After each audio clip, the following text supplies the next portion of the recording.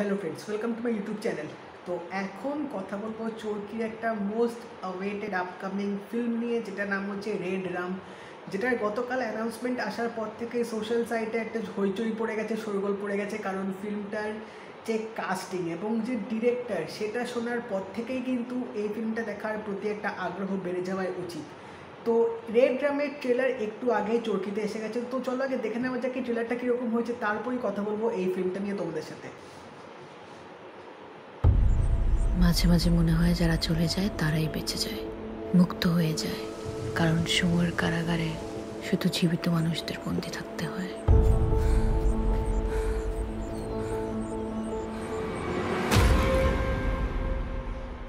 আপনার স্বামীকে আপনারই বেডরুমে কেউ গলা কেটে হত্যা করলো, আর আপনি কিছুই টের পেলেন না। খুব ছোট ধারালো কিছু হতে পারে আর কি, but the killer is very smart.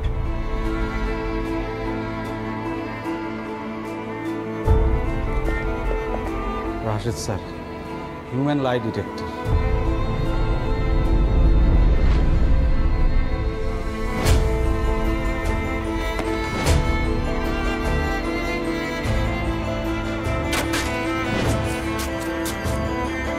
আমি মিথ্যে বললে তুমি আমাকে ধরতে পারবে না।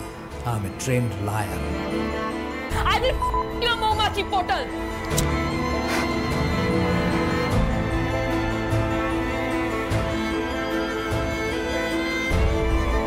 মিথ্যা অ্যাকচুয়ালি কি জানো? When a truth is badly expressed, it becomes a lie. কিন্তু মানুষ হয়ে জন্মানোর সবচেয়ে বড় সমস্যা হচ্ছে আপনার জীবনের বেশিরভাগ কাজ আপনি নিজের ইচ্ছের বিরুদ্ধেই করবেন।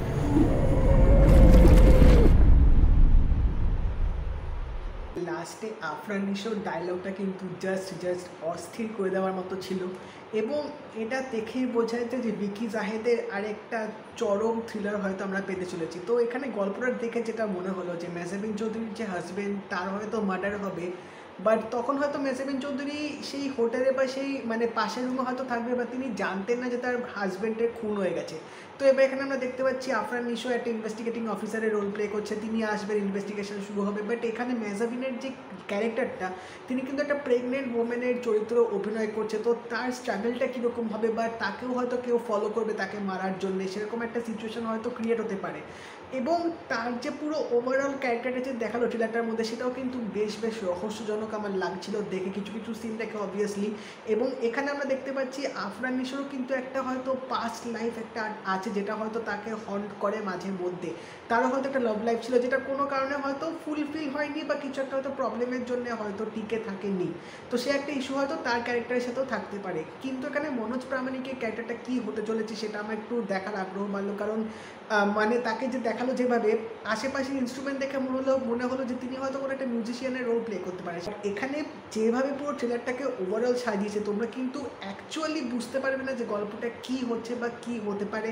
সেখানে কিন্তু ডিরেক্টর একটা বেশ ভালো খেলা খেলেছে, তোমাদেরকে পুরোপুরি গেস করতে হবে যতক্ষণই তোমরা ট্রেলারটা দেখবে। এবং তাছাড়া এই ট্রেলারটার প্রেজেন্টেশনটা কিন্তু বেশ ভালো লাগলো। পুরো একটা যে ব্যাকগ্রাউন্ড মিউজিক চলছিল, সেটা কিন্তু ট্রেলারটা দেখার সময় তোমাদের একটা আলাদা রকম অনুভূতি দেবে, যেটা আমার বেশ ভালো লাগছিলো। এবং অবভিয়াসলি ডায়লগ তো সেরা হতে চলেছে, কারণ আফরান নিশো যেখানে থাকে এমন কিছু ডায়লগ তিনি দেবেন যেগুলো আপনাদের সোজা মনের মধ্যে গিয়ে লাগবে, এটুকু তো কনফার্ম। কারণ ট্রেলারের লাস্টে যে ডায়লগটা ছিল পুরো অস্থির করে দেওয়ার মতনই ছিল। তো এটা 17 ফেব্রুয়ারি চরকিতে আসবে। তো ফিল্মের ডিরেক্টর ভিকি জাহেদ, এবং ফিল্মে আছে মনোজ প্রামাণিক, আফরান নিশো, মেহজাবিন চৌধুরী।